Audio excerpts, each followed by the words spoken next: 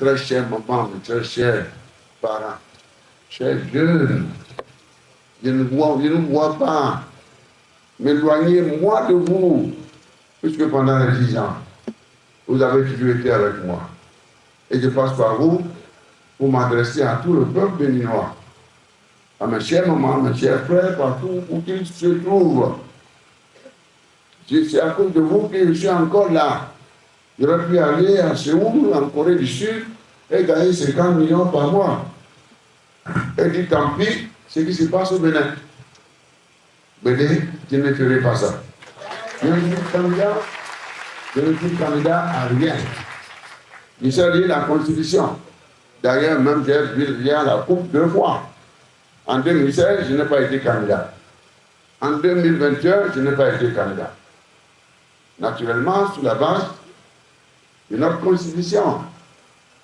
Mais qu'est-ce que je constate? Ce que je constate, je ne peux pas me taire.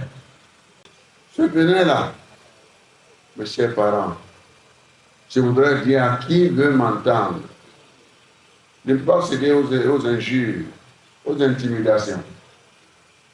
Moi, j'aime le Bénin, moi, j'aime les Béninois, abondamment. Et je souhaite que les richesses du Bénin soient gérées par les Béninois et les Béninoises. Et que nos ressources ne sortent pas. Je veux que les ressources soient partagées. L'égalité des chances, du point de vue de l'accès à nos biens, aux services publics, à la richesse nationale. Nous sommes respectueux des lois de la République. Mais si le droit n'est pas dit, alors nous assistons, et s'il n'y a pas la liberté, s'il n'y a pas le respect des libertés fondamentales, eh bien nous sommes en train de dire que nous sommes dans une république des lois. C'est-à-dire, quelqu'un qui s'assied, voici ce qui m'arrange. Le président de la République, c'est lui le garant de l'intérêt général. Mes chers compatriotes, je suis triste, ce qui arrive. Très triste, je vais être sincère avec vous. J'aime bien le président Patrice, je l'aime bien. Il est une créature de Dieu. Moi, en tant qu'homme, je ne peux pas chercher à lui faire du mal. Avec la foi qui m'anime. Parce que la Bible dit qu'il faut absolument aimer les malfaiteurs, mais il faut haïr le mal. Nous en sommes là en ce moment, mes chers compatriotes. Le Bénin, je l'aime absolument. Je vous adore. La question de la non-démocratie se pose. La question de la paix se pose. La question de la sécurité se pose. La question de l'économie se pose. La question sociale suscite pas mal d'inquiétudes quand on voit aujourd'hui la situation sociale dans notre pays. Mes chers dames, mes chers parents, la question diplomatique se pose. Regardez ce qui se passe, je crois que ça a été évoqué par le président Eric. C'est notre devoir de vous le dire. Nous sommes attachés à la République. Nous sommes attachés à notre patrie. Mais ce que nous demandons, restons ensemble. Restons ensemble. Tenez, les lois que vous prenez en alliant les forces de défense et de sécurité, pas la force ou pas l'argent, mais à la fin de votre mandat, ces lois-là deviennent des chiffons. Parce que les nouvelles autorités qui vont s'installer vont naturellement reprendre ça en cause. Mais vous aurez déjà tué. Mais si c'était consensuel, comme la conférence nationale a été consensuelle, si tout ça a été consensuel et que nous avons convergé, nous avons apporté le consensus dans le vote des lois.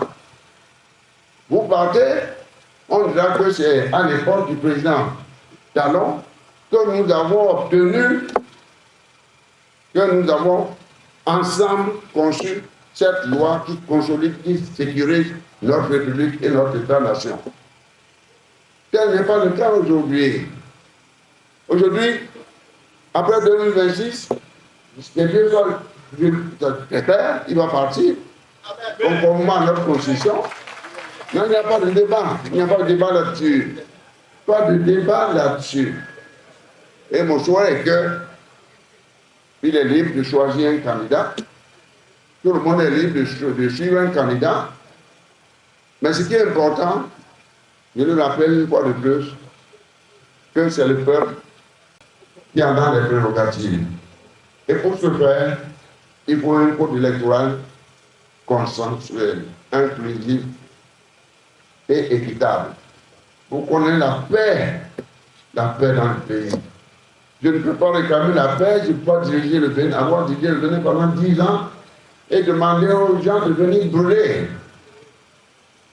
Donc c'est pourquoi moi je me suis de dire, Monsieur le Président, mon cher frère bien-aimé, je voudrais vous rappeler à tout moment que les exclusions dans tous les domaines, surtout les exclusions électorales, ne garantissent pas la paix. Ça crée des frustrations qu'on ne peut pas contenir. Ce n'est pas une question de critiquer pour critiquer. Aidez-nous. La meilleure manière, c'est de passer par ce canal-là, le parti là. Le parti qui se réclame de vous. C'est pourquoi je me suis impliqué. Comme Sopolo s'était impliqué pour diriger la RBA à l'époque, il était frappé par la limitation de l'âge.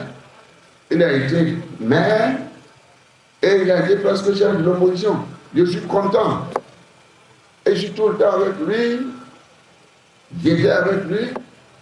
Chaque fois qu'il y a un baptême de ma chère maman, Rosine, mais moi j'allais la voir pour l'embrasser. Je dis, ma chère maman, tu es belle. Et elle me dit, mais Sophie, parce que mon thème, c'était le changement. Le changement, c'est comme au Sénégal, Wad dit, Sophie. Et elle me dit, Sophie, mais j'étais insulté hier. Elle dit, oh, laissez tomber maman. C'est des intrigues. Les gens qu'on construit le pays. Mais j'ai pris, dans votre intervention, vous avez dit ce que vous avez dit là, cet aspect c'est bon. Je vais en tenir compte. Donc l'existence d'un parti qui soit capable, et c'est de LD que je parle maintenant, qui soit ait le courage de dire non, nous revoyons la gouvernance. Revoyons cela.